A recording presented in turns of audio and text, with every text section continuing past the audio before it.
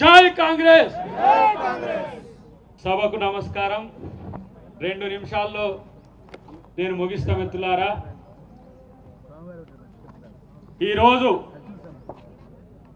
మోడీ రాహుల్ గాంధీ గారిని రాజకీయంగా ఎదుర్కోలేక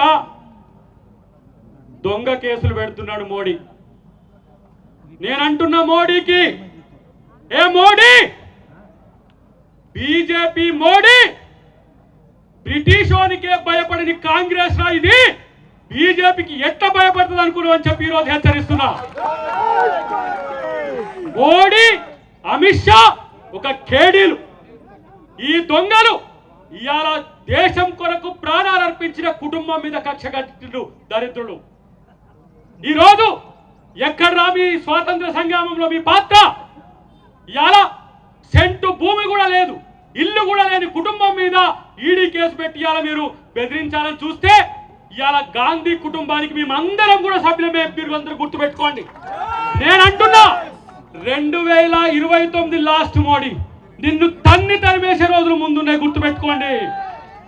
2029 తర్వాత మోడీ ఉండేది జైల్లో.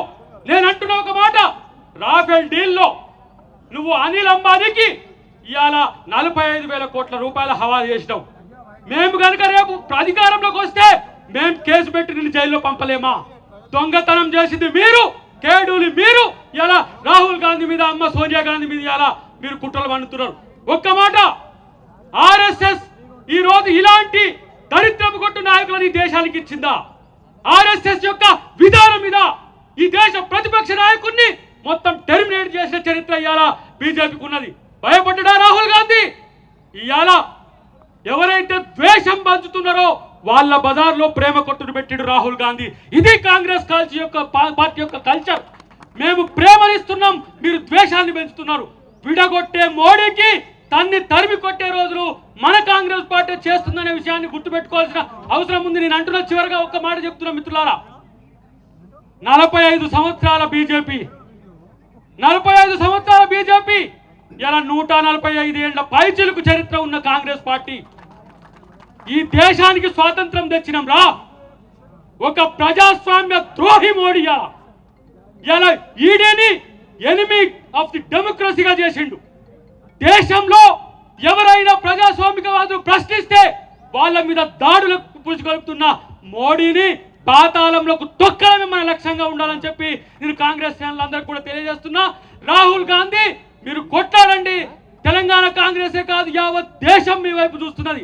ఇలా 99 సీట్లు వస్తేనే ఇలా భయపడిపోతున్నారు మోడీ, అమిత్ షా. రేపటి కనుక అధికారంలోకి వస్తుందని ఒక ఆలోచన కనుక ఉంటే ఇలాంటి పరిస్థితిలో వస్తే మా బతికేందని చెప్పి ఇలా మోడీ చూస్తున్న పరిస్థితి. కాబట్టి ఇవాళ దేశ ద్రోహులుగా మోడీ, అమిత్ షా ఉన్న స్థితిని మనమందరం కూడా గమనించి కాంగ్రెస్ పార్టీని రక్షించుకోవాలి, ప్రజాస్వామ్యాన్ని రక్షించుకోవాలి. రాజ్యాంగ పరిరక్షకుడు రాహుల్ గాంధీని, అమ్మ సోనియా గాంధీ వెంట మనం అందరం ఉండాలని చెప్పి తెలియజేస్తూ జై కాంగ్రెస్, జై కాంగ్రెస్, జై కాంగ్రెస్. థ్యాంక్ యూ అన్న.